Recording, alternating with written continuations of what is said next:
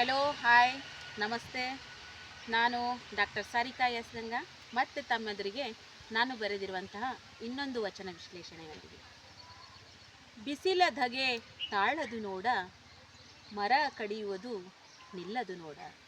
ಬಿಸಿಲ ಧಗೆ ತಾಳದು ನೋಡ, ಮರ ಕಡಿಯುವುದು ನಿಲ್ಲದು ನೋಡ.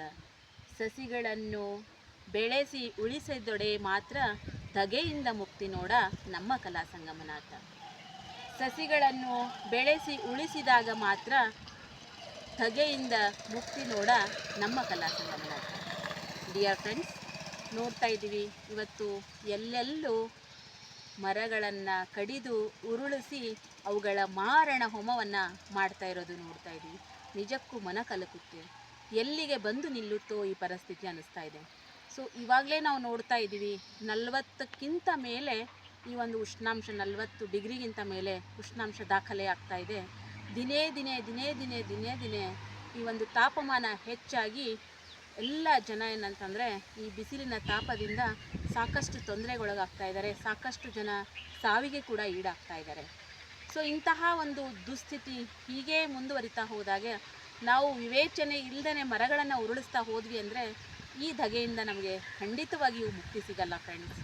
ಯಾವಾಗ ಮುಕ್ತಿ ಅಂದರೆ ಮನೆಗೂ ಗಿಡಗಳನ್ನು ಹಚ್ಚಬೇಕು, ಪ್ರತಿ ಊರಿಗೊಂದು ವನವನ್ನು ಮಾಡಬೇಕು. ಅಂದಾಗ ಮಾತ್ರ ಈ ಧಗೆಯಿಂದ ಮುಕ್ತಿ ಸಿಗುತ್ತೆ. ಊರಿಗೊಂದು ವನ ಆಗಬೇಕು, ಮನೆಗೊಂದು ಮರ ಆಗಬೇಕು. ಆಗ ನಮ್ಮ ಪರಿಸರ ಮತ್ತೆ ಸಮೃದ್ಧವಾಗಿ ಹಚ್ಚ ಹಸುರಾಗಿ ಕಾಲಕಾಲಕ್ಕೆ ಮಳೆ ಸುರಿದು ಈ ತಾಪಮಾನ ಕಡಿಮೆ ಆಗುತ್ತೆ. ಕಾಲಕಾಲಕ್ಕೆ ಬೆಳೆಯೆಲ್ಲ ಸರಿಯಾಗಿ ಬೆಳೆದು ಈ ಒಂದು ಪ್ರಕೃತಿಯಲ್ಲಿ ಸಮತೋಲನ ಉಂಟಾಗುತ್ತೆ. ಹಾಗಾಗಿ ನಾನು ನಿಮಗೆಲ್ಲ ಒಂದು ವಿನಂತಿ ಮಾಡಿಕೊಳ್ಳುವುದೇನಂತಂದರೆ, ದಯವಿಟ್ಟು ವಿನಾಕಾರಣ ಮರಗಳನ್ನು ಕಡಿಯುವುದನ್ನು ನಿಲ್ಲಿಸಿ.